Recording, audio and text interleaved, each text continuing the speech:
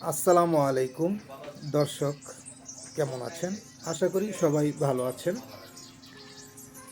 আজকে নতুন একটা ভিডিও নিয়ে হাজির হলাম। ভিডিওটা হলো মরুভূমির বিষাক্ত সাপ। আমরা আজকে আমাদের ক্যাম্প থেকে বেরিয়ে অন্য একটা ক্যাম্পে যাওয়ার উদ্দেশ্যে রওনা করেছিলাম। মরুভূমির মাঝখান দিয়ে আমরা হাঁটতেছিলাম। হাঁটতে হাঁটতে নতুন ক্যাম্পে যাচ্ছিলাম। হঠাৎ করে আমাদের চোখের সামনে পড়ল মরুভূমির সেই বিষাক্ত সাপ।